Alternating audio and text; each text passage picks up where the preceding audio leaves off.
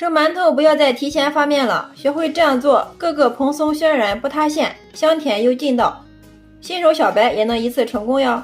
其实方法非常简单，下面我们跟着视频看一下是怎么做的吧。首先我们准备1000克的面粉倒入和面机里面，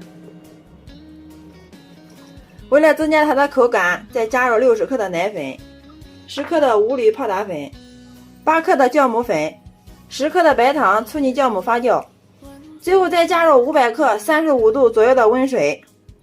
如果我们不确定加多少水的情况下，要分少量多次的给它加。最后我们把盖子给它盖上，然后我们选择和面键，然后点开始。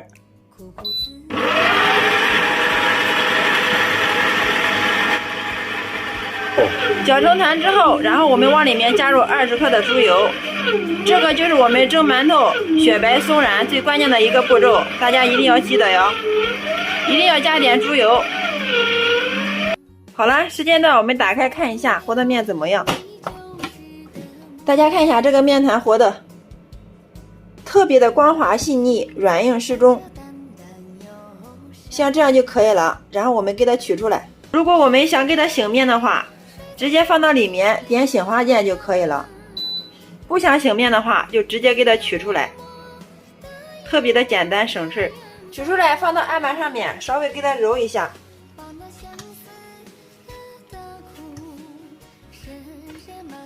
揉成像这样就可以了，不需要揉的时间太长。上面盖上一层保鲜膜，防止外皮风干。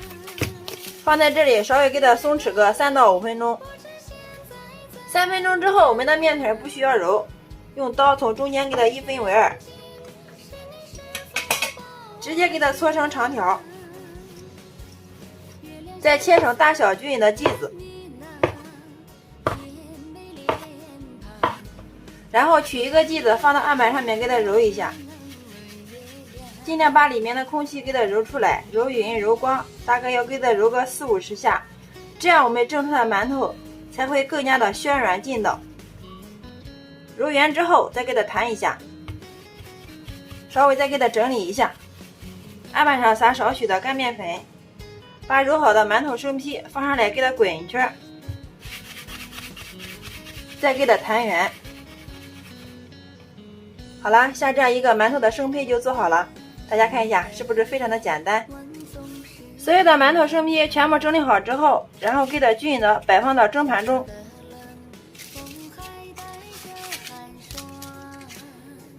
像这样就可以了，放到温暖的地方显发至原来的1.5倍大。20分钟之后，大家看一下我们的馒头生坯已经发了。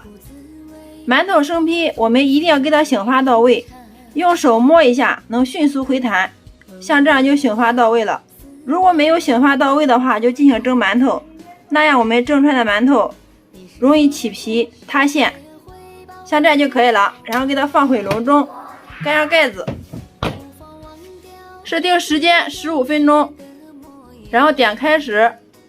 好了之后再给它焖上个2分钟，这样我们蒸出来的馒头松软不塌陷。好，时间到，我们打开看一下。哇，这个馒头真的是非常的漂亮啊，雪白雪白的，非常的蓬松又暄软。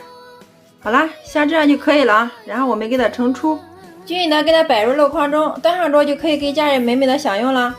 大家看一下我们这个馒头蒸的非常的蓬松暄软呀，一点都不塌陷。